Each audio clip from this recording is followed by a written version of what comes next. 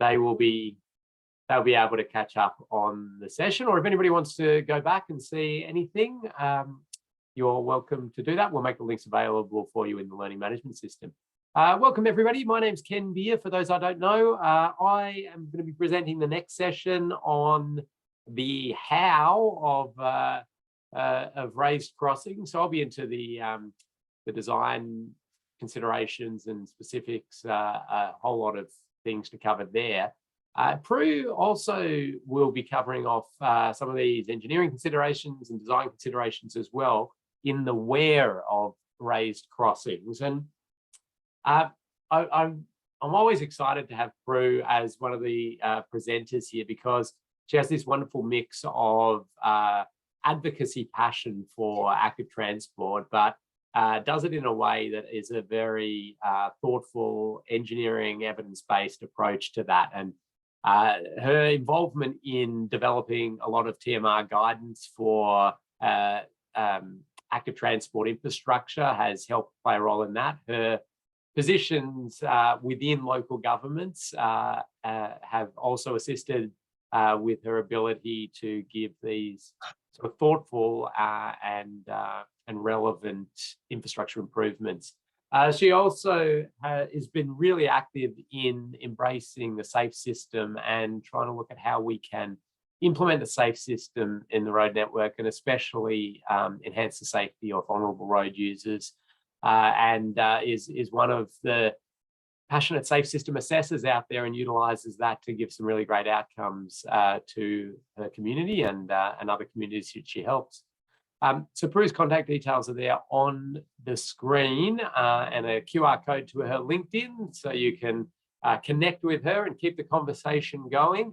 And of course, Prue's slides will be available in the learning management system for you. I, like others, am going to be behind the scenes for this session, monitoring the chat, feeding questions through to Prue as we go. So type your questions in. Don't wait until Prue says, does anybody have any questions? Because things will move on very quickly, and then by the time you've typed that question, we might have moved on and we'll have to jump back. So as you think of something, type it in. Feel free to just type your thoughts as well. I'll be monitoring, and I'll get Prue involved when we need. And Prue's got a few different things to keep you engaged. So yeah, strap in for the ride. So over to you, Prue. Okay, we are off. Right, well, thanks for that lovely introduction, Ken. I'm just going to get started because we went through lots last time, and now we're on to the where. So I'll just give you a little bit of a map of today's presentation, because when we're talking about where, it's good to have a map. So first of all, we will do a little bit of reflection on what raised crossings are, just to refresh those kind of definitions and why we're doing them. We'll look at where we are now, in terms of our thinking and what we're thinking about. And I've got a bit of an idea of that from your homework, so that's great. Then we're going to look at some greenfield sites, brownfield, some rules about where you can install raised crossings and how we might use these rules to our advantage. The case study of Bly Bly we'll talk about before hopefully bringing it all together and coming back, or completing our trip within 2 hours. So that's it. So the first one is a bit of a reflection on what is a raised crossings. And we did have a third circle here, but I've simplified it a little bit. What is a raised crossing? And basically there's 2 key elements. It's got path priority, and that's through regulatory signs and line marking. So there's a couple of different ways to do that.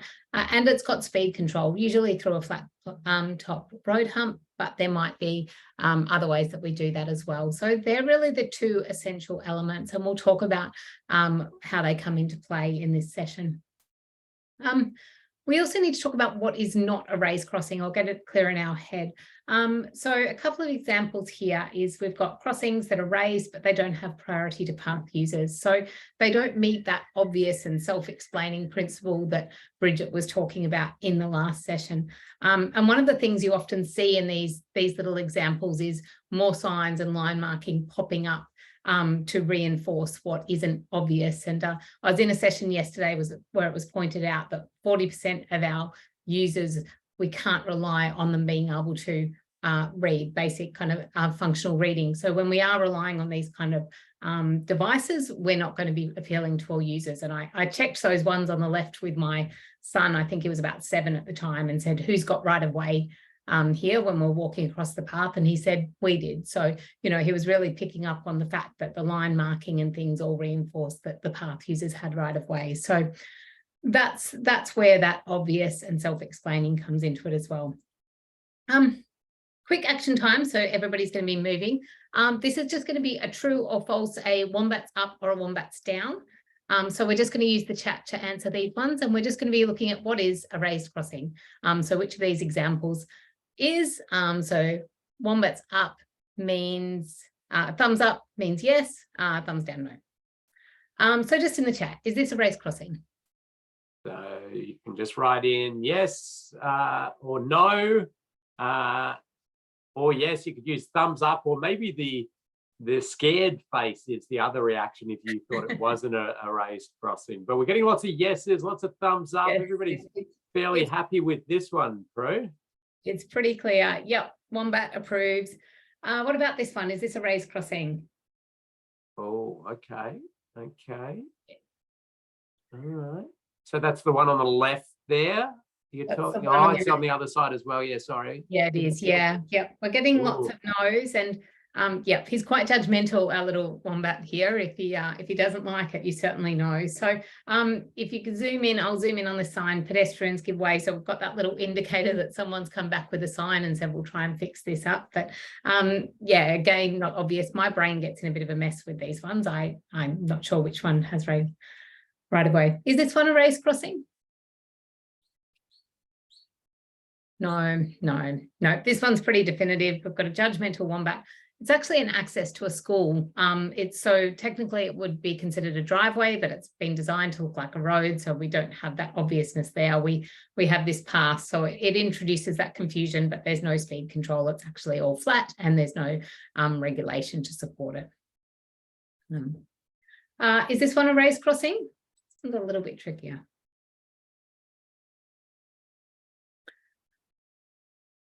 We've got a mixture here, and this is what we usually get. It is a raised crossing, and it's not so easy to see in this sign. It's not quite as definitive, but there's give way signs at the approaches to the crossings, give way signs and line marking. So that defines that path users have right of way in those situations. So it's not that instantly recognisable raised crossing, but this is guidance used in Queensland for shared paths. So it still has the regulation there as well. It would be a bit more obvious for the driver, though, wouldn't it, with the signage of that? Yeah, they are coming at that give way sign. And interesting, I think, learning from this as well is we can just see in the background this little under the give way sign, a little 2 bicycles and pedestrians. It seems to be the final piece of the puzzle that reminds people who to give way to.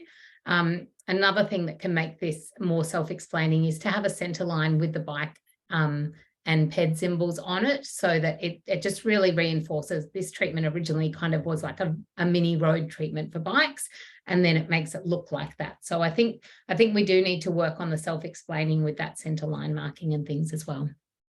And just sorry to ask a couple more questions on those. A few things coming in as to why it wouldn't have the standard zebra striping that we see behind you and behind me.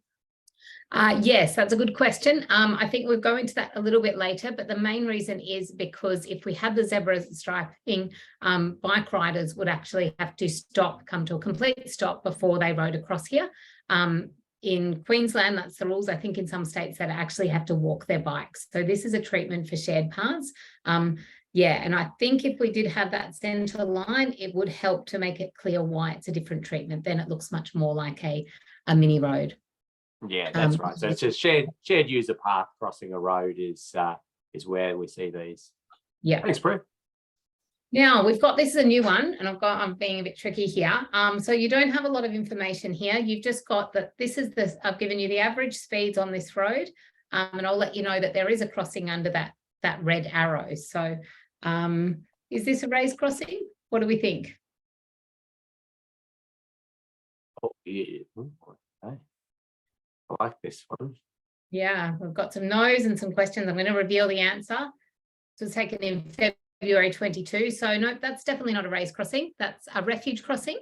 And so what we can see is the vehicles are coming through. 85th percentile speed is about 53 kilometres an hour. Median speed is similar, all around 50 kilometres an hour. So that's not a raised crossing. Another example. Oh, people like this one. They're thinking it is a race cross. Oh, look at all those thumbs up for arriving. Average speed 23.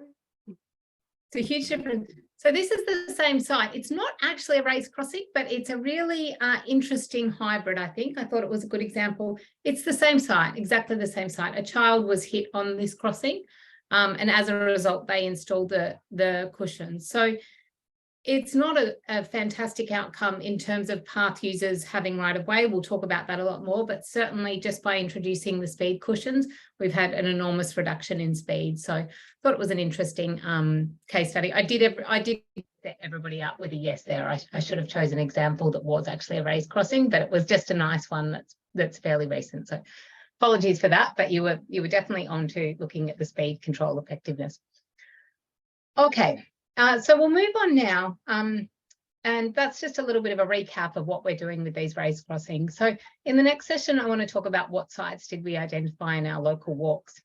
And so when you did your homework, we asked you to go for a walk, and we asked you to identify places where there was conflict and where there were places where you might install crossings. Now, the first question about where is there conflict, usually we just ask people, where do you need safer crossings and those kind of things. So it gives you the example of what it's like to be a community member undertaking one of these surveys. And I've just picked a couple of examples that we can have a look at so you can get an idea of the kind of results we get from the surveys. So this one is from, no, I knew I was do that. This one I didn't get that. Could you try again? Oh. Not sure what happened there. So this one is from Bendigo in Victoria. So we're having a look at some of the sites that were identified. I'm just going to talk you through it because it's a video. I'm not controlling it at the moment. It would all be too tricky. So we have a side road crossing here. These pop up a lot when we do community surveys in terms of places people are concerned about. It's really hard to get the video and me right. But anyway, just bear with me. It seems to be the easiest way to do it. There's a few interesting sites here. I like that we've identified places on the roundabouts where we could put raised crossings. Roundabouts are a great opportunity. We've already got the speeds low already, so that one's popping up. I think we've got some problems getting to the bus stop there. Really interesting site with this second four-way intersection. Probably not as it is at the moment, but if you change that to a roundabout, it would open up opportunities as well. Sorry, I know we're moving very fast, but it's really hard to guess on this. The next crossing we've got looks like a school crossing that someone's identified in terms of raising it. That makes it safe, delivers those features at all times of day. We know we have a lot of activities at schools, often on the weekends and after school hours as well.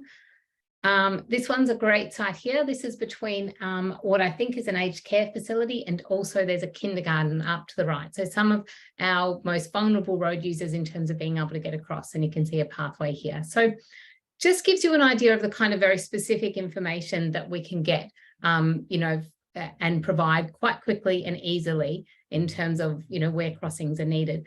This isn't like a community data set because you're all from different places. If we wanted to use this tool effectively, we'd really want to create a data set. So have lots of people who are moving around in a similar area, and we can use that. So our Blythe-like case study we'll use, and we'll look at for that later. I've got one more example as well. Oops, hang on, just go to the next one. So the next one is from Wellington in New Zealand. So we'll have a look at this. If you've got any questions or comments, just put them on the chat as we go through here.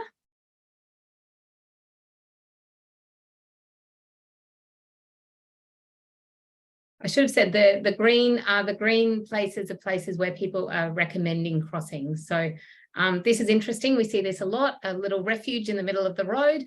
So someone has suggested a raised crossing here. So safer than a refuge, like we saw in that example before. Lower the speeds and give path users priority. Busier the roads, the more we need to support the crossing movements. So that's a good example. What we're seeing here, I think it's about the slip lanes is what people have identified. So we've got signalized crossings there, but treating those slip lanes, they're really high speed looking slip lanes in terms of the radius of those corners. I really like this example here that we'll finish on, because it can be really tricky in this example for someone crossing the road on this side road, because they don't know which cars are actually turning, and often they can't tell which cars are going to turn off that major through road until it's too late. So instead of having to just give way to cars coming on this road, they end up having to wait for a break in this major road traffic stream. So that's what we see at a lot of side road intersections, but because these cars are actually going straight, it would be difficult for these users to predict that safe crossing. So that's one of the criteria we'll talk about when we're looking at places where there's risk and we might put crossings in. Prue, Matt's asking whether it makes sense to raise a crossing for a POS. So if it's signalised, then vehicles should in theory stop and pedestrians. So is there any point in raising those, do you think? In signals, yeah, definitely. So putting the signals in reduces the likelihood of a crash occurring, but it doesn't reduce the consequences of a crash. So similar to a raised zebra crossing, that helps to address the severity if someone does make a mistake. So I'll refer to that a bit later. We'll cover that, and I'll make sure I refer to how that relates to signals as well. Yeah, and I think I've got some design stuff on that next session as well. Yeah.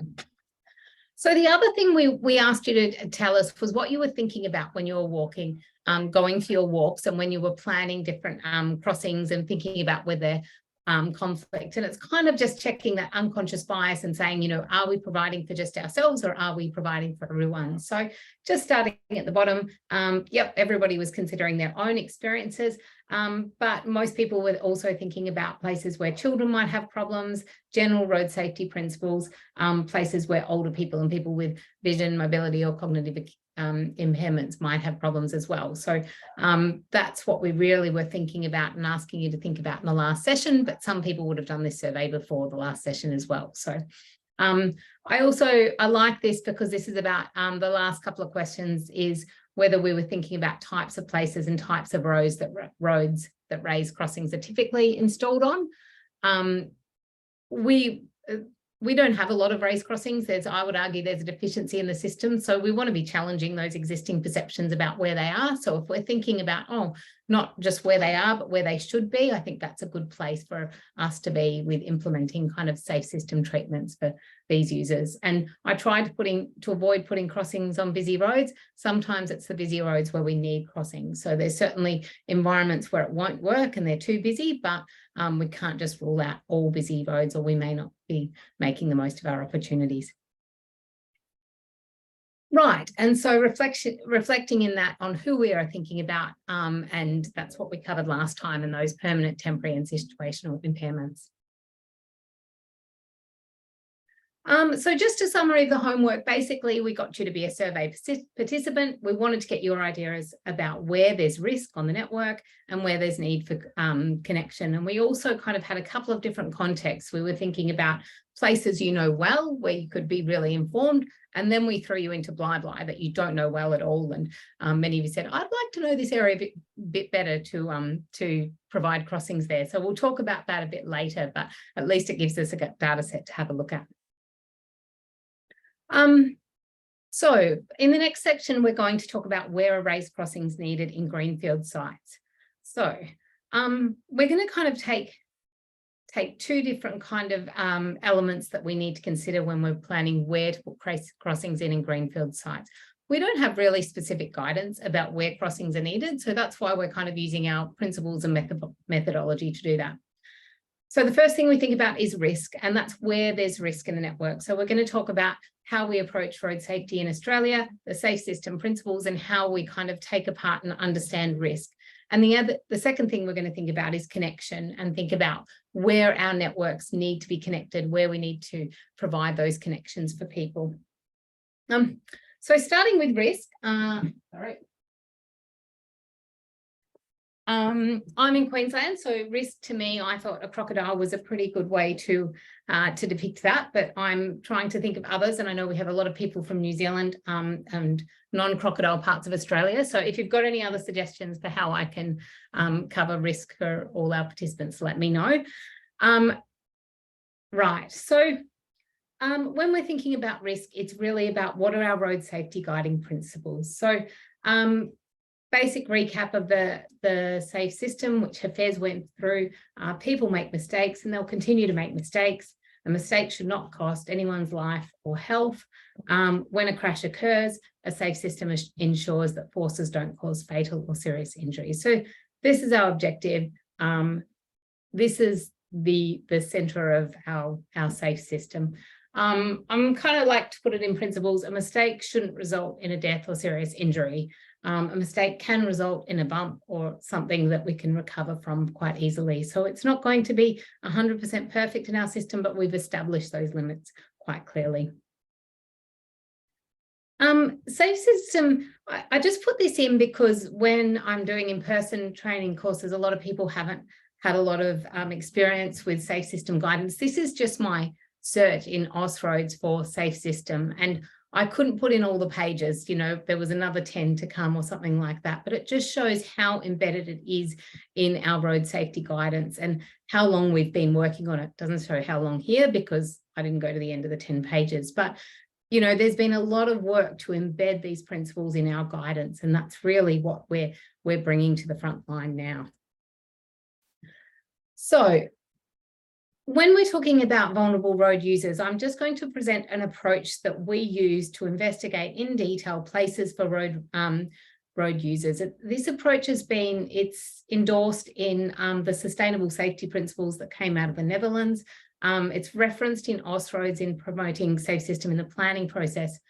I like these kind of 5 criteria because I think it gives us that good amount of rigor as well as flexibility, because we are working in environments where, you know, we can't control everything in the environment. So we need a rigorous approach to make sure it's safe and functional, but also a flexible approach that allows us to modify our treatments for the appropriate settings. So it's really the criteria that I use to interrogate a particular situation to say, hey, we know something's going wrong here. How do we understand what's going wrong and why it's weak or why it's strong? So we're going to go through these these 5 criteria, which are all long, complicated words, but it does become quite a quick checklist that you can go through kind of in your head.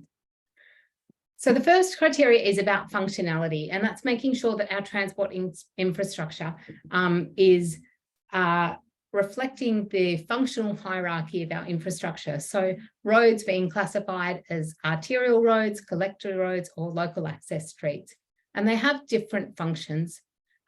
So ideally what we'd have is that we'd have arterial roads that have a through function. So these orange roads here, ideally that would be the case. Local roads would just have an access function or exchange, so moving in different directions. So that's what they're doing. And collectors ideally would have a through function at mid-block, an exchange function at the intersections, and that all works quite well.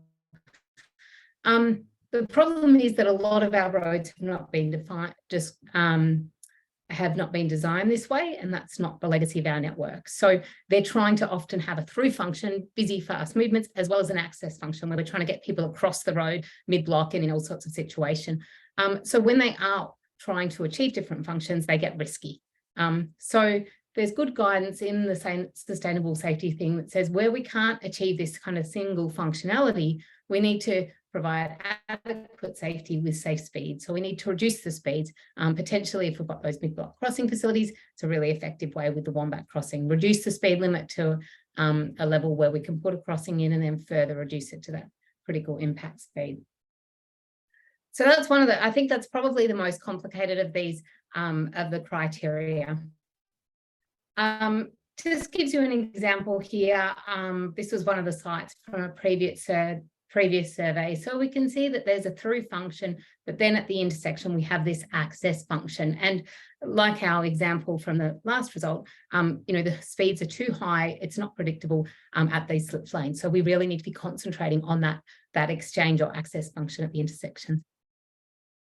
How are we going? Are we going okay through? No questions in that? Yeah, well, no, all good. Keep going. I popped a couple of pictures of raised signalised crossings in there just for people's interest, and having a little chat behind the scenes. But keep going, Pre, you're doing well. Okay, perfect. Okay, so the next one is homogeneity. And this is about having equality in speed, direction, and mass at higher speeds and separating fast-moving vehicles from slow-moving. So my little picture there has basically got big, fast stuff should be over there and little small stuff should be over the other side. We don't want them together, but sometimes they do need to come together at crossings, and that's where we want to be slowing it down to a point where everybody can see each other and the possibility of crashes is minimized and we have a forgiving environment. So at the point where these different users mix, we need to slow it down. So a great example is a Wombat crossing. This is what it does, a raised crossing. It slows the vehicles down at the crossing point so that it opens up that time for everybody to see each other and reduces the chance of a crash. So the next criteria is predictability. And I think this is a really a helpful criteria because often we have the other criteria working quite well and you're trying to work out, well, what's going wrong at this situation? At side roads, we get a lot of requests for crossings at side roads. This is an example from a school investigation I did, and I'll just run this video. So if you just put your eyes at the top of the hill, you'll see these kids. Well, there's the first kid going across.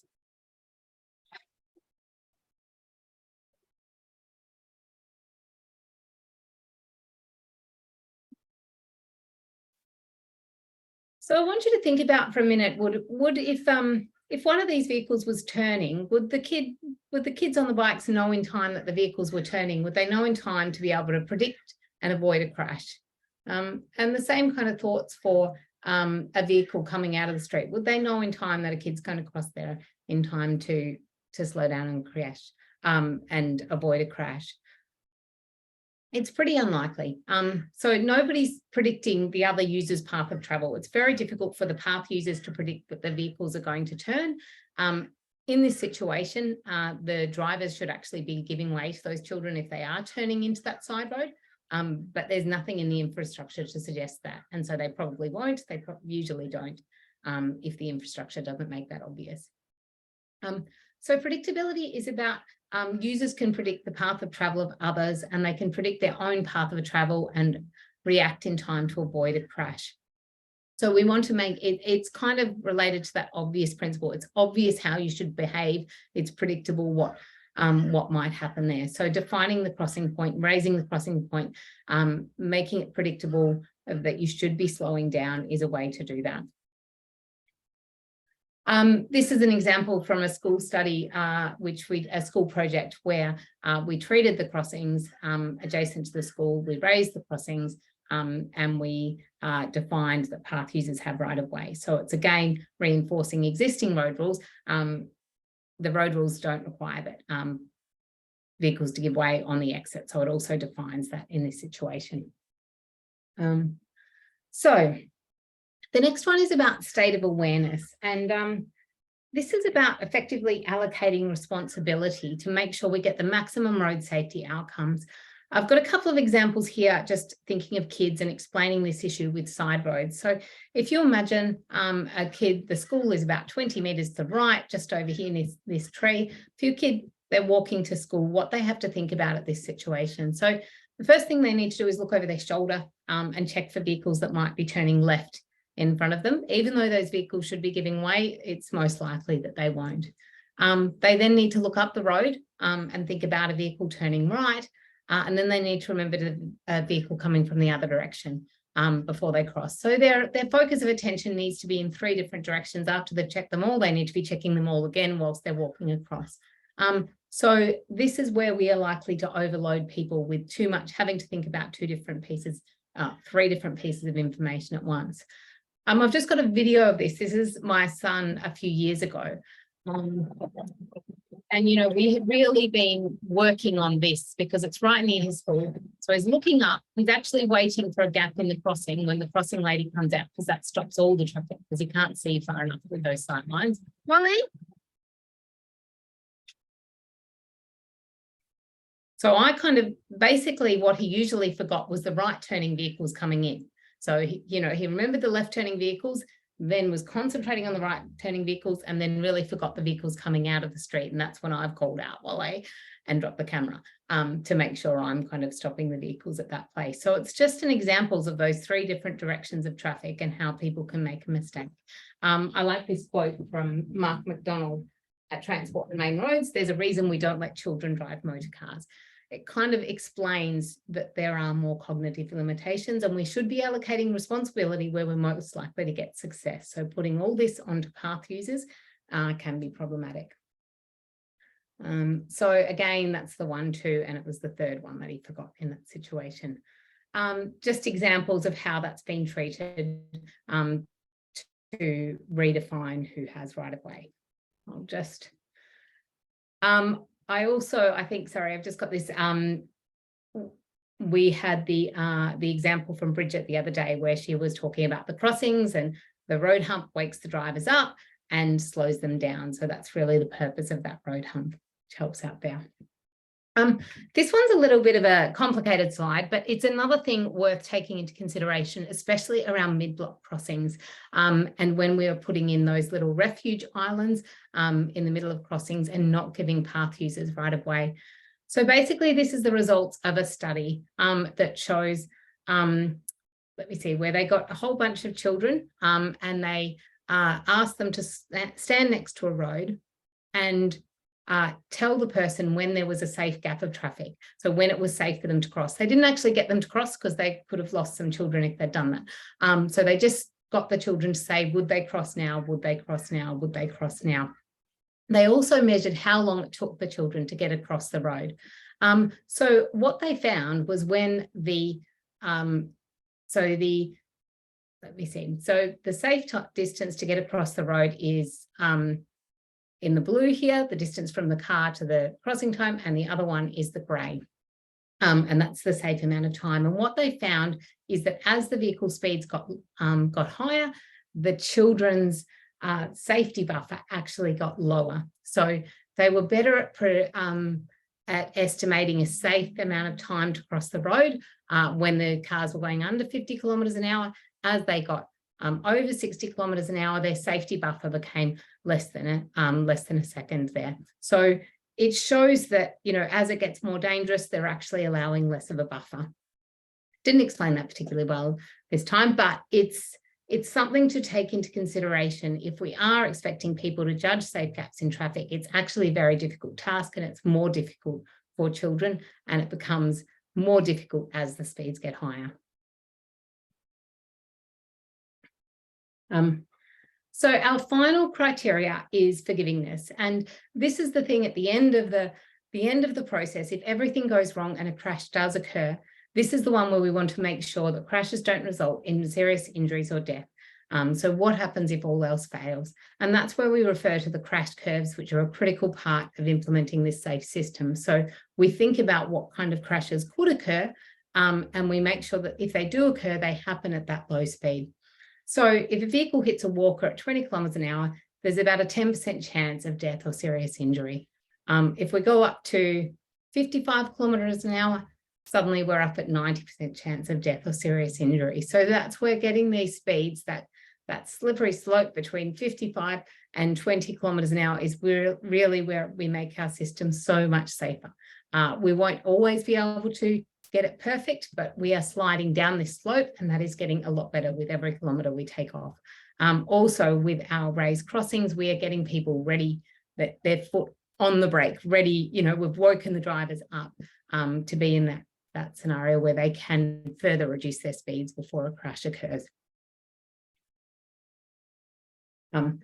So it's a bit complicated going through those 5 principles, but these are approaches that they've been widely referenced in the TMR guidance when we've been introducing guidelines around improving the safety of people walking and cycling in our guidance. We've always referred back to these principles to support why these treatments work and how they relate to kind of supporting the functionality of the road network, supporting that homogeneity, the low speeds where users are mixing, the predictability to make it obvious where people need to pay attention, where they need to look for path users, the state of awareness, allocating responsibility to the people who are most qualified to make the decisions, people who've gone through licensing process, but also that state of awareness is about not overloading any user. So we don't want them having to think about too many movers as traffic movements as well, because people will make mistakes in that environment, and forgivingness if a crash occurs, it shouldn't result in death or serious injury. So it's session 4, we'll go into more details about forgivingness and how we get those speeds down and the ramp gradients and the specifics of the engineering that will deliver these outcomes. But I'm trying to set it up for that. Now, have we got any questions before we go into a quick action here? Nothing I think you need to address. There's a bit of discussion around how to ensure drivers can see crossings and react accordingly and the like, which I'll cover off a fair bit of that: line marking signage, advanced signage, and ramp grades and everything in the next session. But yeah, please keep going. I think we're going to get people involved pretty soon, eh? Yes, we are. So we've got our first poll here. Basically, what we're going to do is we are going to watch the video. I've got a little video here, and then I want you to use the poll to agree, assign whether you agree or you're neutral or you disagree with each of the following outcomes. So we're going to go, we've got each of the principles here, listed the 5 principles, sustainable safety principles, and then I've kind of interpreted for you. So functionality, the intersection provides clear through or access function for all users. Does it do that or does it not? Do you agree? So I'll put the video on. You tell me when you want the poll to go up. Okay.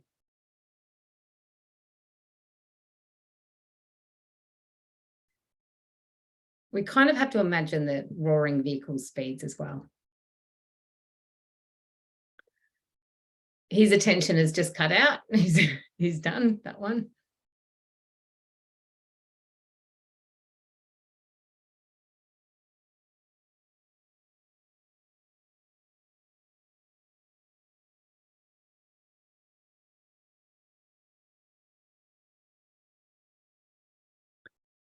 So we might bring up the poll now. So what do we think? Intersections provide clear through or access function for all users.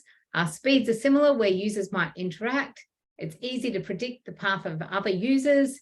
Inexperienced users are not relied upon to judge complex environments. Crashes are not likely to cause serious injuries. So what do we think about that? Okay, so the poll's on your screen. You should be able to move it around as you like there. And pop your choices in. You're not being marked on this, so don't get too stressed about it. It's just to engage with everybody and get people's thoughts. So we'll give that a minute, and we'll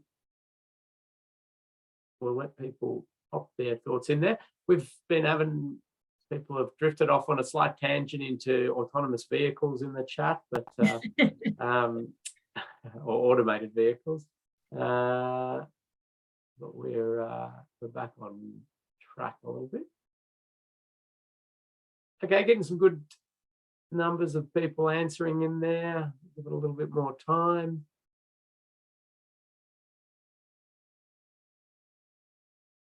I think I have to close the poll. Is that right, Ken? Yeah, I'll close it in just a second, and then I'll display the results so everybody can see. I'll give it 5 more seconds. 5, 3, 2, 1. Final answers in. Here we go. Okay, so I'm going to share the results so people can see. Don't worry if you didn't quite get to put yours in there. So for question 1, generally disagree. Intersection provides a clear through or access function for all users. Yeah, I would disagree with that.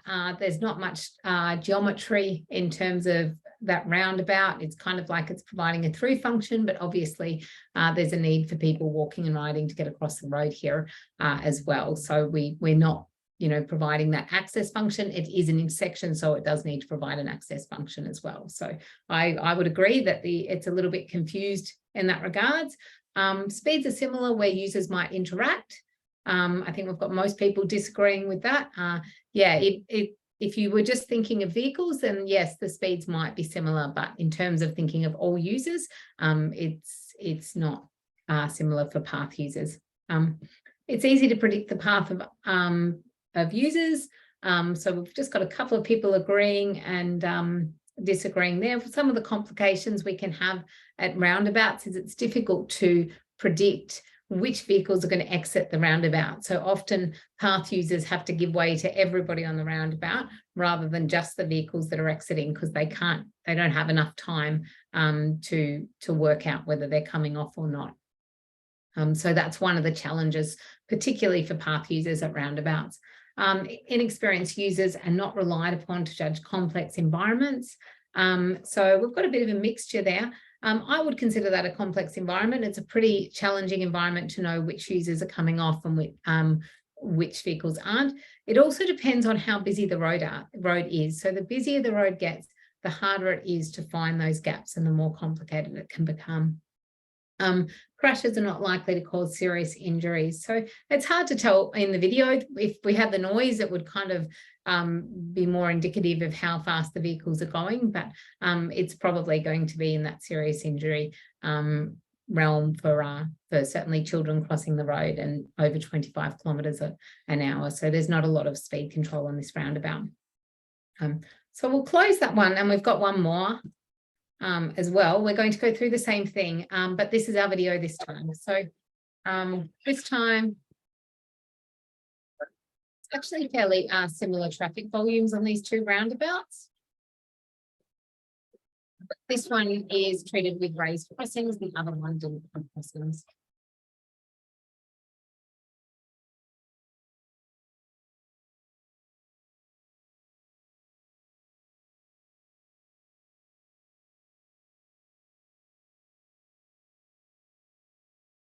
We're looking at the speeds of the vehicles at the crossing points.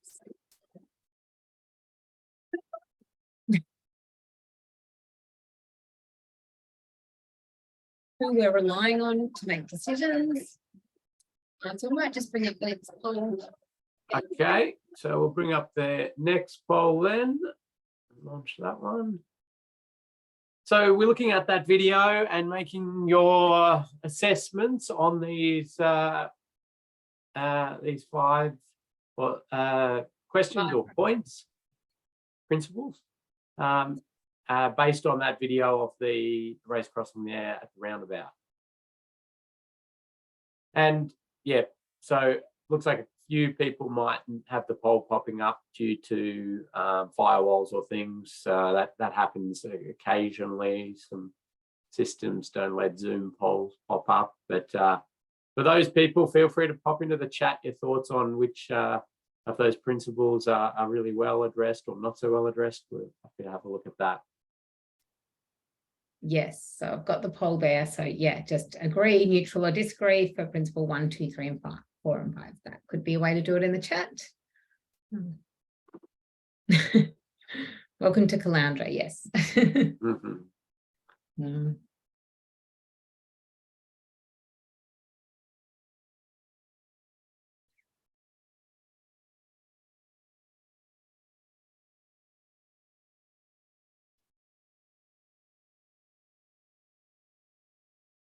Okay, we've got a good number of people who have popped in their thoughts on that. And I'm going to end the poll very shortly here. Okay.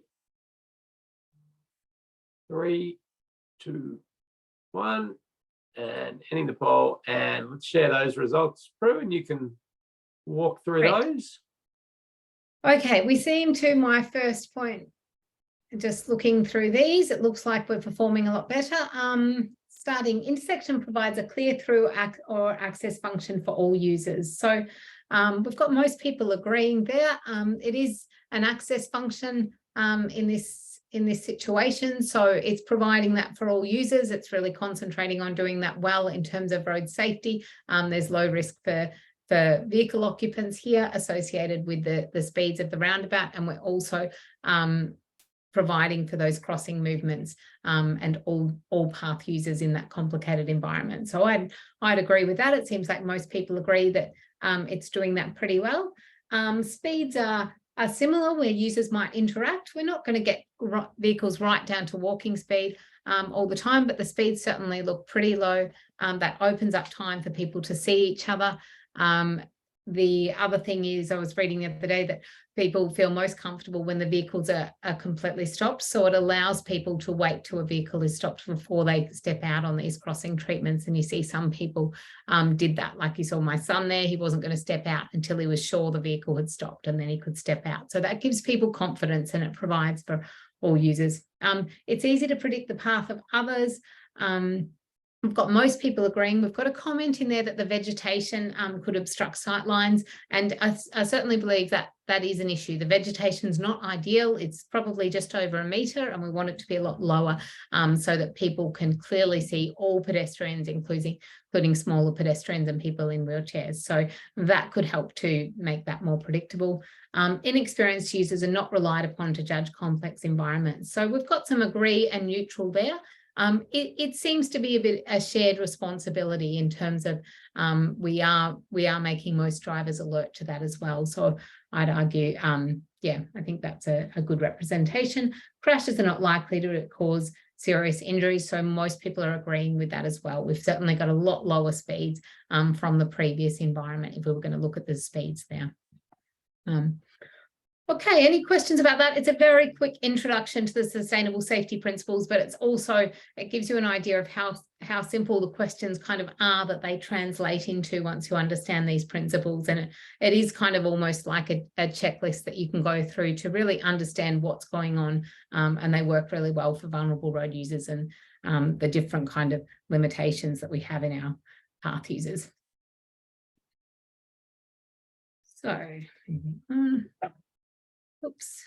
Okay, I'm going to go. I've got this once more because we've been talking about in the previous session about people waking the drivers up with a raised crossing and lowering those vehicle speeds. And we've just got data here showing people braking.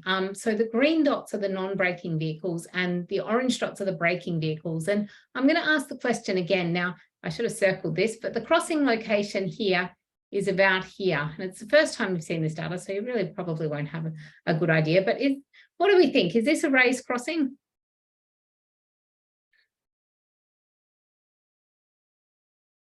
Mostly no's and scared faces.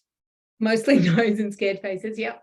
Yep, I'd agree. It's a zebra crossing, but it's not raised. Most people are not braking. It's certainly my experience. They don't come with an instruction manual to reduce your speed to 30 k's an hour. I always have that in my head. So I'm kind of like diligently slowing down to give myself time to look and things like that. But yeah, it's not braking. I just thought I'd been putting some sketches on to near map there. So I just thought I'd leave them there because simplest option to improve safety or a possible potential option. We've got another crossing here. So is this one a raised crossing?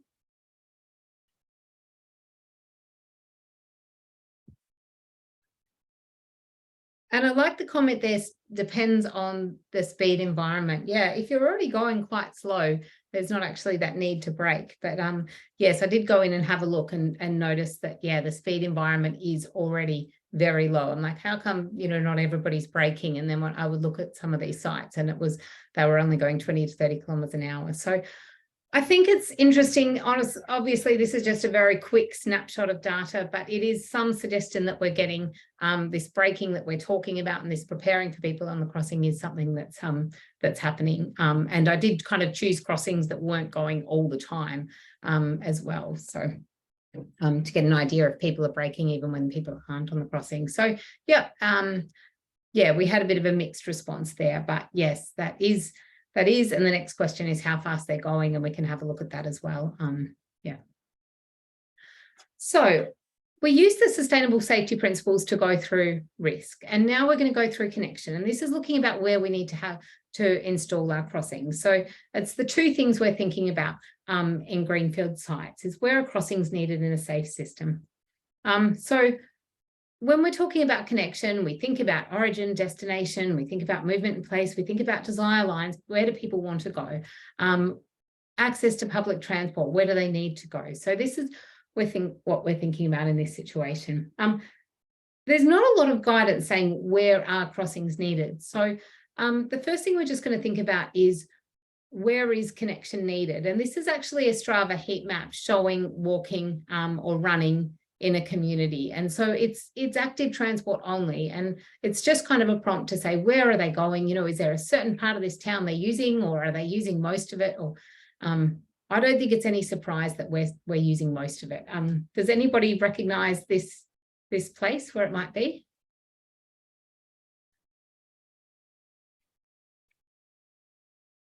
Andrew's onto it. Yep. Mitch, yep. So this is from our blind line case study. So we've had a look at that. So it's just a snapshot of saying, you know, most intersections, people are walking most places. They need to walk most places in town. So we can't immediately simplify this situation to say it's just a few places. There's a lot of connection needed, and there's likely to be a lot of desire lines. Where is connection needed? Let's just have a little bit of an example. If we were looking around this, you know, this part of a subdivision, you know, where would we need connection in this situation? I'm not thinking about necessarily a wombat crossing, but just where is it needed? You know, and I think if we think about it hard, we probably need it in lots of places. People need to walk along roads, they need to walk across roads, and things like wombat crossings can be suitable in all of those environments. We're going to go now to the Miro board. So we've got a Miro board activity. The link to the Miro board is up high. Are you able to copy that one again? I'll pop that into the chat again in case anybody doesn't have that immediately ready to go. Oh, now tab. Okay, I'm just going to bring everyone to me so we're in the right place.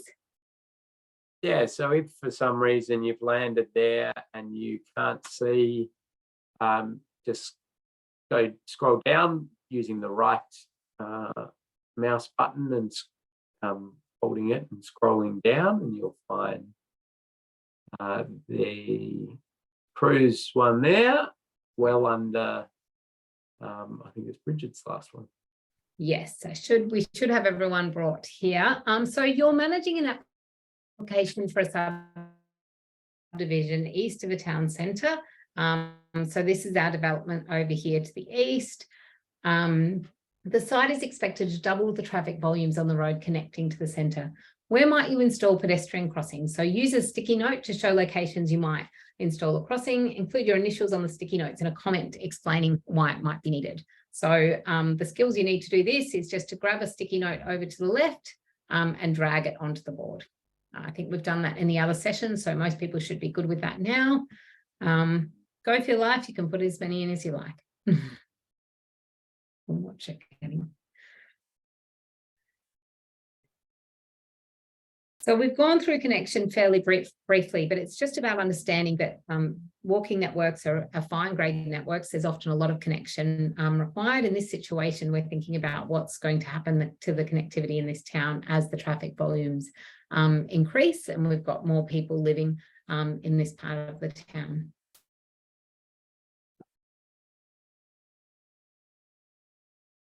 Got lots going on here. Yep.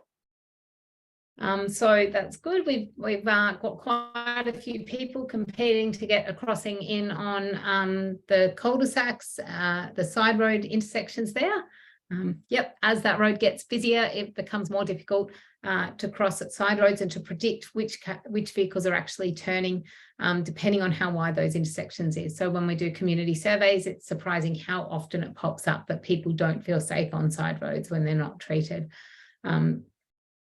It's great to see we are predicting that the traffic volumes are going to increase on that road. As that roundabout gets busier, it's going to become more difficult, more challenging for people to cross the roundabout. We don't have specific guidance that says when the volume on the roundabout gets to a certain number, but we do know that a lot of people, especially people with vision impairments, struggle, and that it is that unpredictable environment. If the speeds aren't managed, it can also be a high-speed environment. one of the challenges with roundabout designs is it works as a very good safety treatment for vehicles in terms of reducing the vehicle speeds at the conflict points, but that's often too late for people crossing the road and for pedestrians. We need to slow the vehicles down before the pedestrian crossing. So by installing treatments there, we can address that as well. We've got mid-block crossings. Okay. So just whilst we're on the Miro board as well, we've just used it to put a bit more information in for you. I've taken some of the results from the survey and I've put them here onto the Miro board. So if you want to have a look at it, you want to have a look at what the top 3 reasons other practitioners thought that might stop us install raised crossings. We've got those things being populated here in this big table. We've got some of the walk survey results and the BliBli survey results, but we'll go through those a little bit later as well.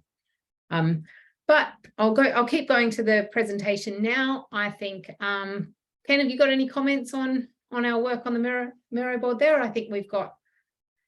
I think people did really well. There's lots going on there. Like, stuff flying everywhere. It's exciting. Yeah,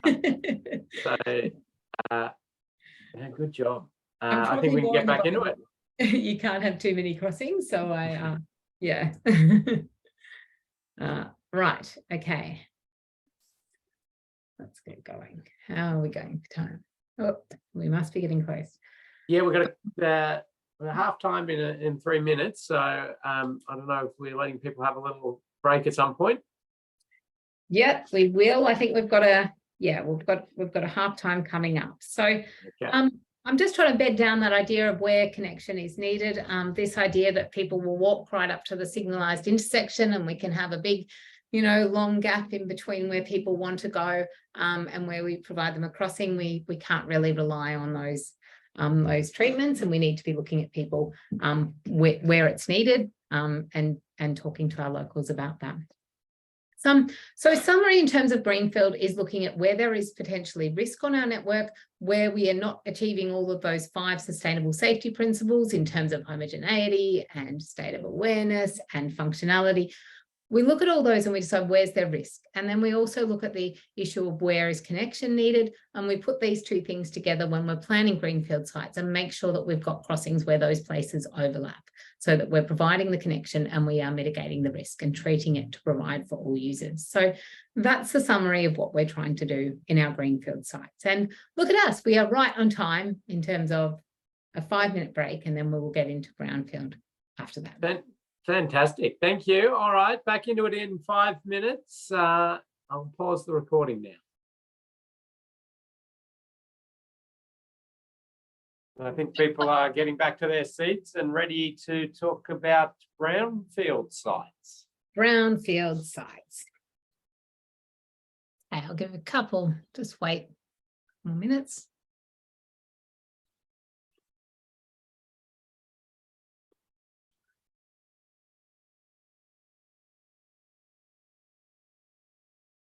I'm just so shocked I got the timing so right then, and now I think I'm going to curse myself for the second half. But anyway, do not know what's going on. Okay. So brownfield sites. Okay, where to install crossings in brownfield sites. So when we're talking about brownfield sites, we're not solving a theoretical problem anymore. We are solving a problem about where people live, where people are getting around. It's about places that are already exist and functioning and people have experience with. It's also very different, much more expensive to retrofit.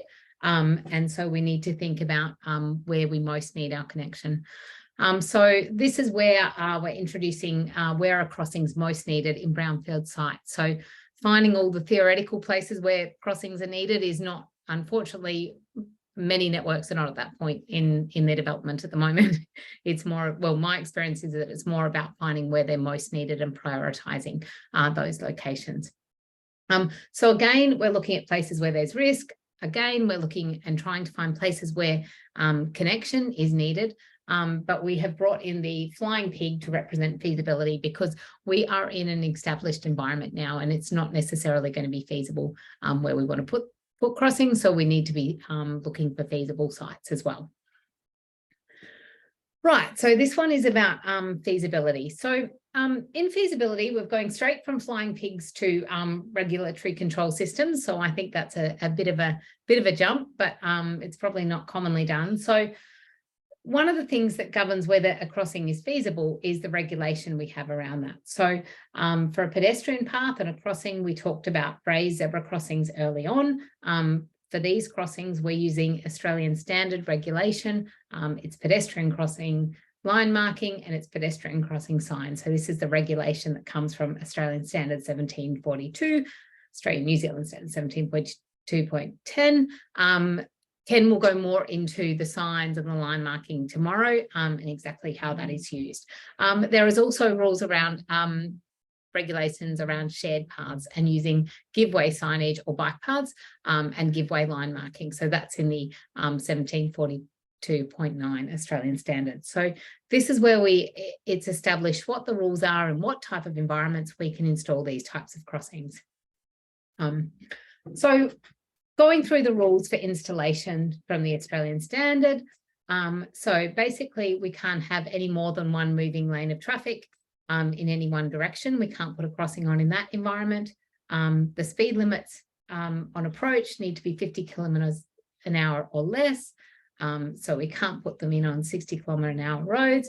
And the 85th percentile speed needs to be less than 60 kilometres an hour. So this is all taken straight from the Australian standard and our rules for putting them in. It also says not on arterial and 85th percentile speeds on slip lanes don't have a speed limit. So this is the kind of environment we can typically put a raised crossing in, that we're allowed to put a raised crossing in.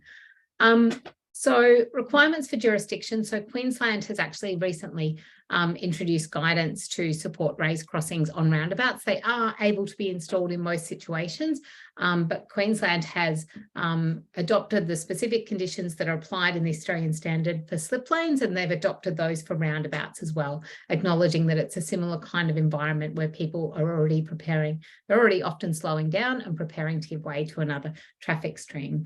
So those restriction on speed limit, but 85th percentile speed at the crossing shall not be more than 60 kilometres an hour. So that's what they've adopted in Queensland. So in this situation, even at higher speeds, we can put crossings in, provided that it's not more than 60 kilometres an hour at the crossing point. And it's interesting because often, even when you look at some fairly big, ugly roundabouts, the speeds at those approaches are already often in kind of the 50 kilometres an hour range. And like we saw just with those speed cushion installations, that can often, with a raised platform, come down into that critical impact speed of around 30 kilometres an hour with a raised crossing or speed cushions or things like that. So roundabouts, in my opinion, offer a great opportunity for retrofitting crossings, putting these two good environments together. So in the Queensland Manual of Uniform Traffic Control, they've gone further. So this is now the preferred treatment for new urban roundabouts, is to install them with raised crossings. So it's addressing that issue that's been raised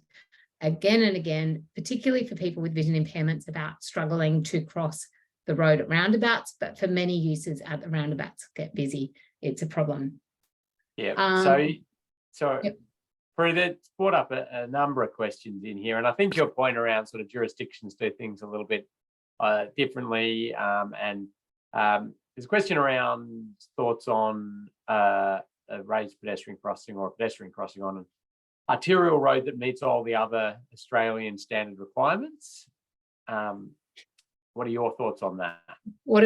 Yeah, I think it's very interesting. Arterial is actually not necessarily it doesn't necessarily match the functionality of the road in terms of, is that road also requiring an access function?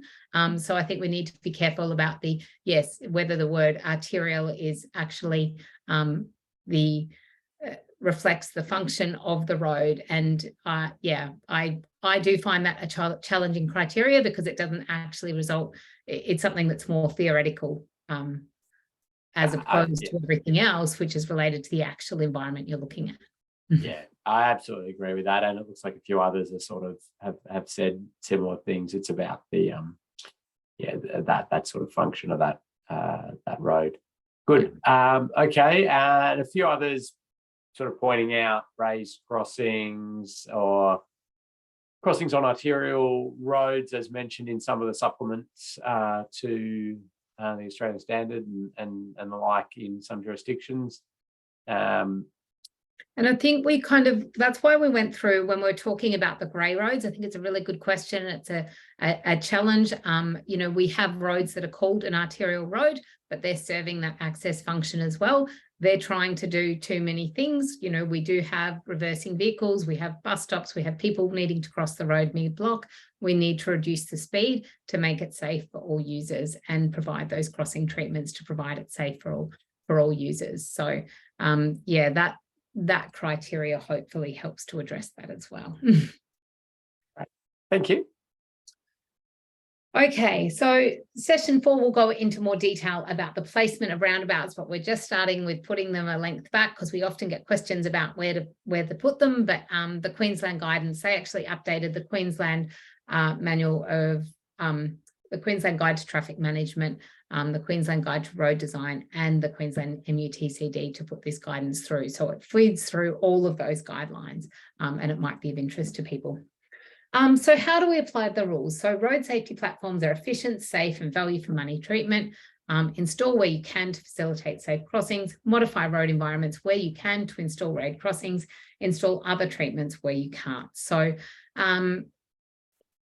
what I would argue here is that we are looking at changing those speed environments, reducing the speed environment to put the raised crossing in. I'm a bit disappointed now because it's been such a theme of this session that we should actually have a raised platform between those two traffic lights there as well. I think that would be a lot fairer. So we still do the raised platform, but we have to put traffic lights in as well. So then we have got a safe system treatment. So I am going to update because we've got people onto that, and that's something we should be aiming at. There are other feasibility consideration. Ken is going to talk about these in the next session. One of the barriers that we have, and you'll see this in the Mero board, is that a lot of practitioners are not comfortable with recommending these treatments. There's kind of a lot of legacy guidance about that was based on research of at-grade zebra crossings and more complicated situations. So we need to have the data and evidence to get practitioners confident with that. So a good example of that is in the Queensland guidance for raised priority crossings, which I've got an extract there, and it just shows part of the data that was collected by in an observational study that was used to develop this guidance. So before they developed guidance about raised priority crossings, they went out and looked at treated sites and sites like this, which is an untreated site, to see how they were performing and what kind of risk was there. So I'm just referring you to that because it might be of interest. It's got just a summary of those observations. But yes, sightlines, drainage cost as well, things that I'll go into in the next one. There we go. Methodologies for where in brownfield. So in this section, as I've said before, we don't have specific guidance saying where we should put these crossings in. If there was just a manual that said, we'd probably have a lot more of these on the network. So I've got 3 methodologies here. These are methodologies that are simple, that can be scaled up or scaled down, depending on what's happening in your organisation. If you've got one practitioner working in active transport, or if you've got, you know, a whole team on this kind of stuff. Having fairly simple methodologies means that we can tell the story, tell it to decision makers, say what we're doing and why we're doing it. So again, looking at where there's risk, connection, and we've got feasible options. So the first the methodologies we'll look at is crossing upgrades, established demand, and community-led planning. So crossing upgrades. So this is looking at existing desire lines, places where we've got existing crossings. So like we saw in our survey results from our walk, these little traffic islands often pop up as places where people are requesting raised crossings. I was talking to some practitioners yesterday and they were saying, oh yeah, no, we're not building refuges. Refuges don't work. And I said, how do you know that? Because a lot of people, well, a lot of engineers seem to think, you know, they meet standards, so therefore they work. And they said, well, the community tells us they don't work. They keep complaining about them. So I thought that was good information, and it was good that they were taking that feedback on board. So refuges often pop up as places where we need better crossings.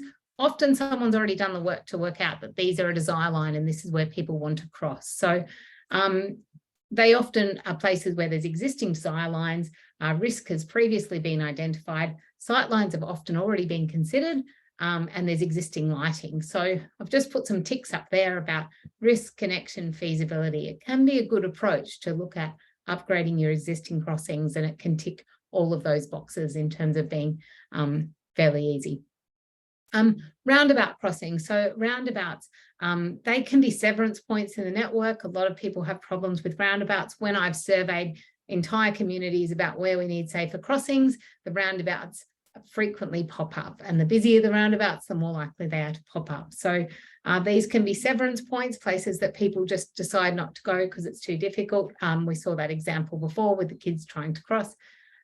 They're great because they've got multiple intersecting routes as well. Like, you know, you fix this problem and people can go 4 different ways in the network.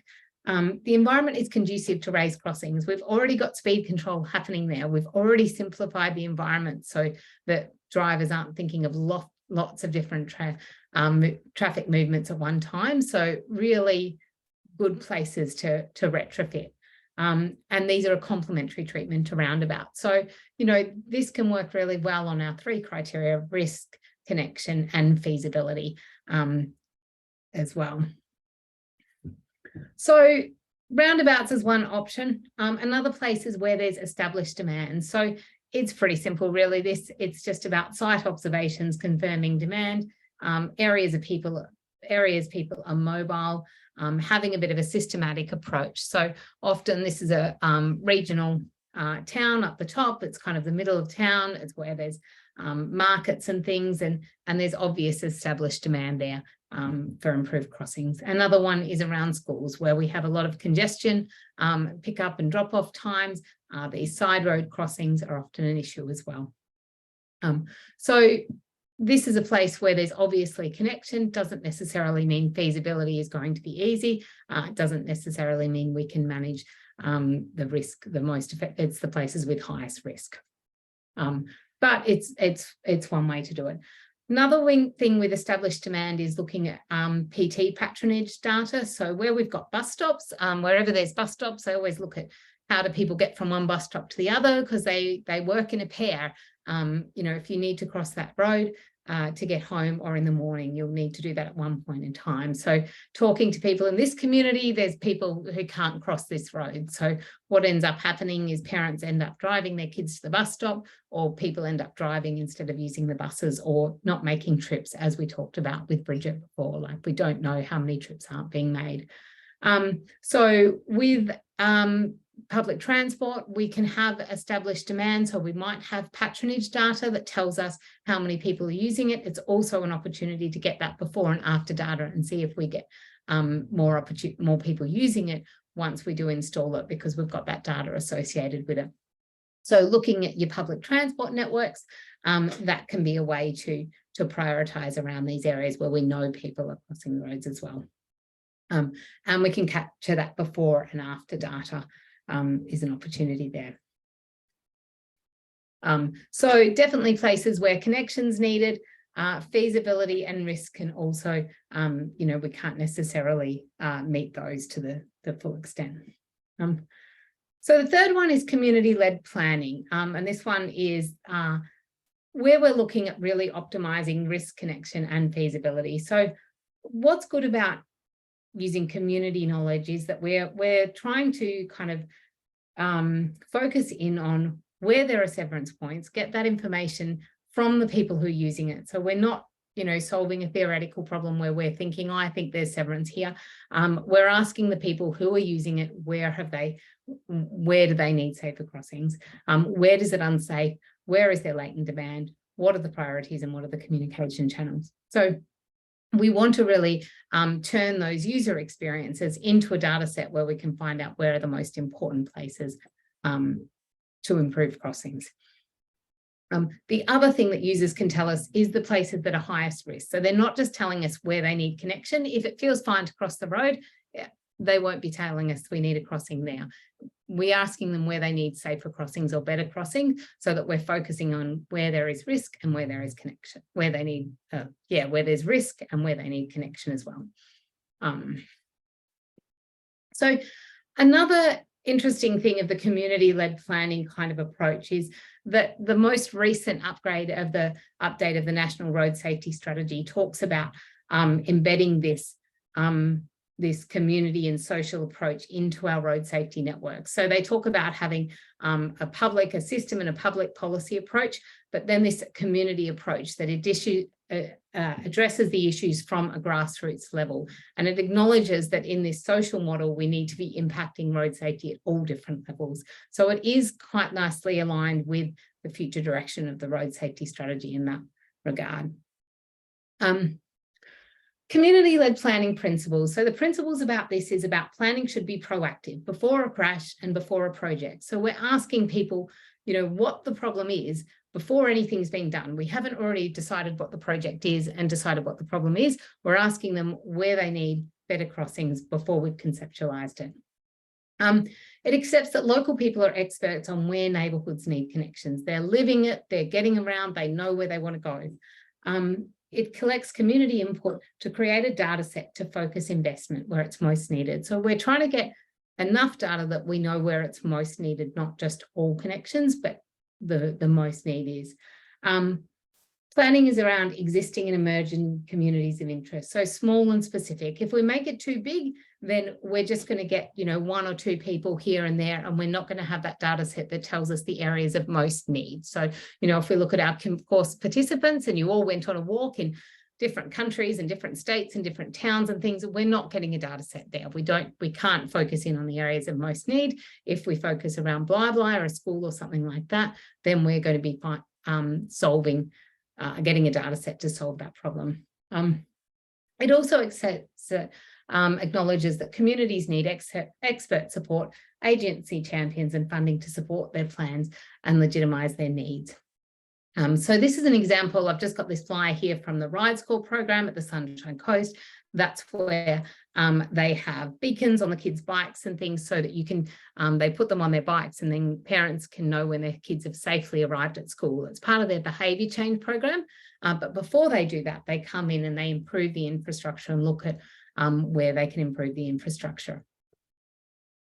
So 4 steps in terms of a community-led planning approach to finding where we need crossings is about finding the barriers, defining and prioritising that problems, and that's where we go through those 5 sustainable safety principles to understand what's going on there, scoping or planning it. That's where we collect further information to know what people need in the surveys as well, and then designing and building. So we're just concentrating really on the where at the moment. So it's just really this kind of finding process that I'm talking through today. So in this approach, what happens is communities undertake a survey. We ask them where they need crossings and we get results back to say, what are the areas of greatest need? So just some examples of this is from a school at the Sunshine Coast. So about 80 parents responded to a survey about where they need better paths and crossings. This is the output. So there's kind of 10 hotspots showing where we need crossings. And so each person gets 10 spots, just like you did in your surveys, to say where they need safer crossings. And these are the types of places that they're coming up with. So side road crossings, again and again, they pop up. This is an example here. But when we look around the school, there's 2 side roads either side of the school, and there's another one just to the east of the school. So they have popped up. We can see another side road just to the south of the school, this side road, and this zebra crossing as well. So the heat maps don't give us the really specific information, but when we read through the comments that people make as well, often we'll get a few more clues. So a good quote about this zebra crossing here was that it needs some speed cushions or a raised platform or something to lower the vehicle speed. So it just seems like the parents of the kids are really onto the safe system principles. They like the zebra crossing, but they want the speeds to be safer there as well. So we get that feedback. Again and again, the refuge crossings pop up. So this is a place of major concern for people. And we had quite an interesting story about a parent who was kind of taking her kids' bikes across the road and then coming back for the kid another bike and then the kids and things like that as well, just because the traffic environment was not safe enough to not be holding their hands. So we see those kind of things popping up. And so, yeah, just want to draw your attention to just how clear the results are around the priorities. It's not like we have 100 community members and we've got 100 different spots that need to be addressed. It's more simple than that. So a couple more spots here. This cut through, you know, it's well placed because there's a connection into the existing estate over here. So it's somewhere that people want a crossing, but it's not safe enough in people's perceptions. And I would support that as well. It's a 60-kilometre-an-hour road. It's not consistent with those safe system principles. Like I said before, the roundabouts pop up. This is further away from the school, so it's not going to be a trip for most people. It's not going to be as much of a priority, but it is still an issue as well. Let me see. Understanding the barriers too. When we talk to communities, we also have been asking them what works well and what doesn't work well. So the question we ask is, how concerned are you about your child using this type of crossing?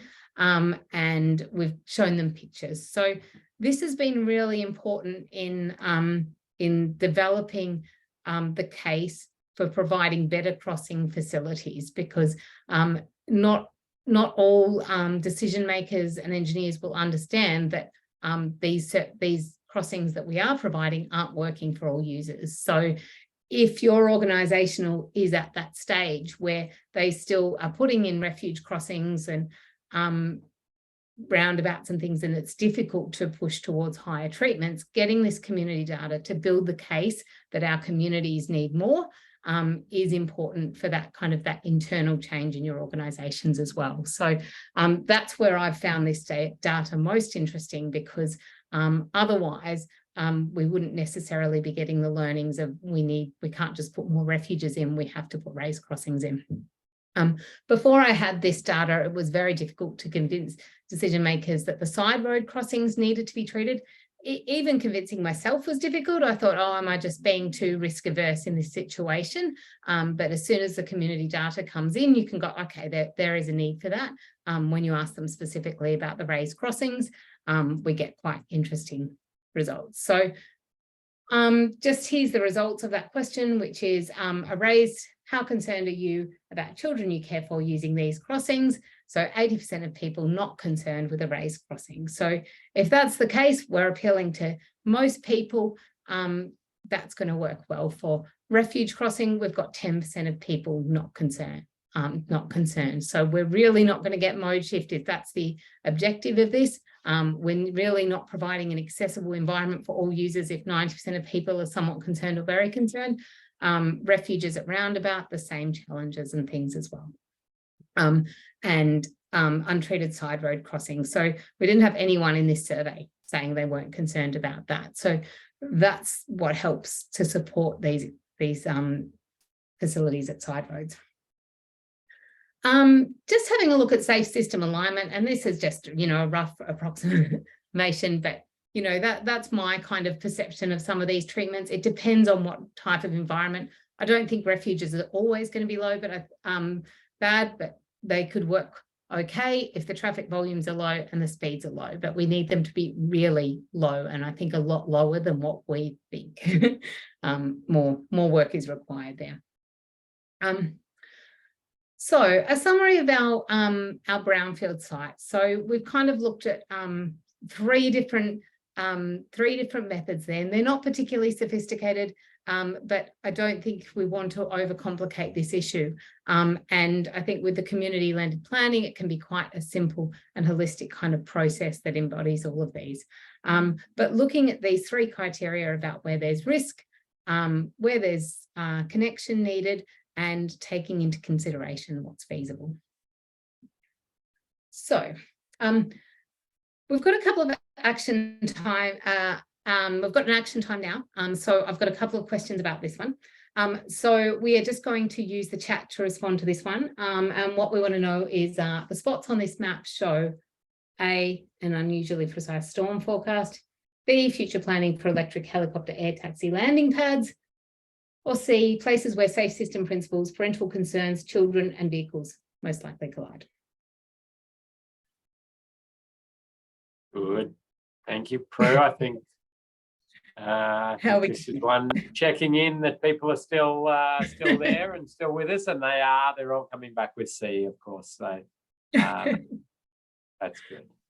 B is not as far away as we think. We have quite an innovative helicopter company in Caloundra who's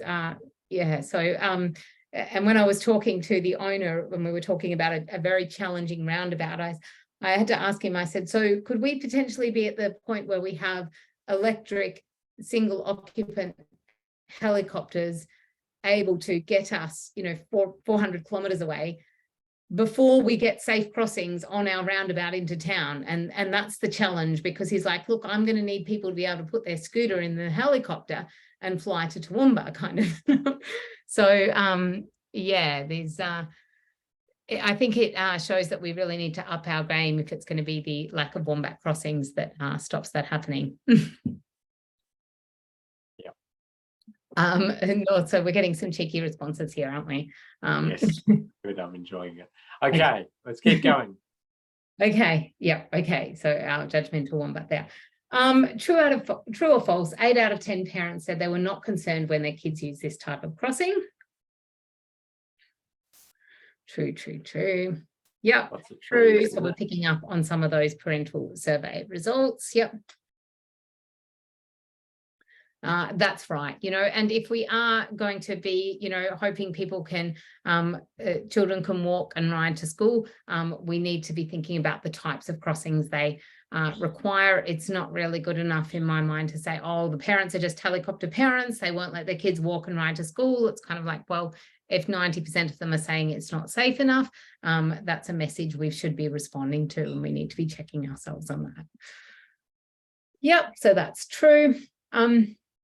Likelihood and consequences of crashes at this intersection are higher because A, vehicle speeds are greater than 50 kilometers an hour. Oh, hang on, I'm going to play the video. All right. B, the crossing is frequently used by children. C, the crossing is frequently used by elderly people. D, there are no other crossings within 1 kilometer in each direction. And E, all of the above. So yeah, I think it's kind of like one of those things that, yeah, you're just still awake kind of thing. They're all pretty obvious here, but it's kind of trying to bring that information together. And this is a site that has been a problem in this community for many years, and actually having some data to bring all that community experience together to say it's not just 1 or 2 people complaining about this, but actually it's a whole community, or lots of people in the community can help support the need to improve outcomes in situations like this. Yeah, I think a lot of people putting in there, just they would like to know a bit more context around that all before answering it, which is fair enough. Yeah, and that's exactly what we'd be wanting to do. Yeah, I like it. Okay, so blah. Where did we decide crossings are needed? So this is an actual case study that we looked at. So I might have been better off putting this a little bit earlier in the presentation, but in this situation, you were similar to a community member responding to questions about where a better crossing is needed. So where did we decide crossings are needed in blah. Now, this isn't just your group starter. I've kept this together with the previous group starter. So these are our heat map results. Any surprises there, or anything people comments and things there?